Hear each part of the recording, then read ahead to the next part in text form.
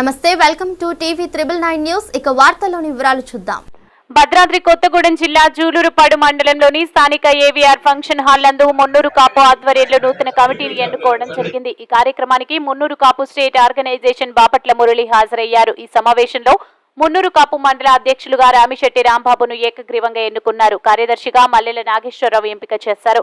ఉపాధ్యక్షులుగా గోపు రామకృష్ణుడు ఎన్నుకున్నారు. ఈ కార్యక్రమంలో నూతనంగా ఎన్నుకోబడ్డ మండల అధ్యక్షుడు రామిశెట్టి రాంబాబు మాట్లాడుతూ జూలూరుపాడు మండలంలోని మున్నూరు కాపు ప్రజలు నాపై నమ్మకంతో అధ్యక్ష పదవి ఇచ్చినందుకు వారికి రుణపడి ఉంటానని, మున్నూరు కాపు ఆధ్వర్యంలో జరిగే కార్యక్రమాలకు అందరికీ తెలిసే విధంగా ఎలాంటి పక్షపాతం లేకుండా అందరినీ సమానంగా చూస్తానని ప్రభుత్వంతో మాట్లాడి మున్నూరు కాపు సంఘానికి నిధులు విడుదల చేసే విధంగా కృషి చేస్తానని ఆయన పేర్కొన్నారు.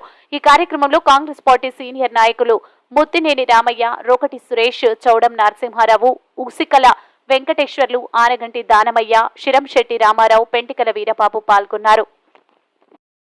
ఈరోజు ముందుగా మా మండల జూలూరుపాడు మండల మున్నూరు కాపు కుటుంబ సభ్యులందరికీ ధన్యవాదాలు.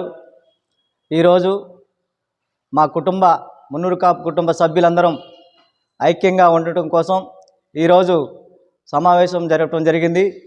ఈ సమావేశంలో భాగంగా ఈరోజు మండల మున్నూరు కాపు అధ్యక్ష, కార్యదర్శులు, ఉపాధ్యక్షులు, కోశాధికారి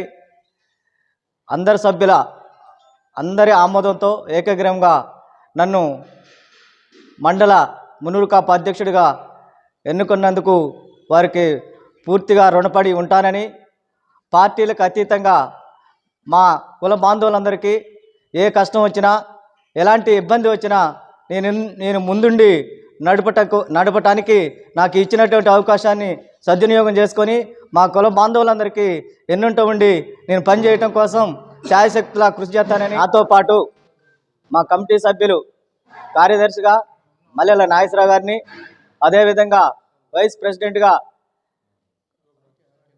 ఆర్కే నాయుడు, గోపు రామకృష్ణ ఎలియాస్, అదేవిధంగా తాటికొండ రాంప్రసాద్ గారిని, అదేవిధంగా కోశాధికారిగా ఇసుకల వెంకటేశ్వరరావు గారిని, అదేవిధంగా రామిశెట్టి నాగేశ్వరరావు గారు కోశాధికారి.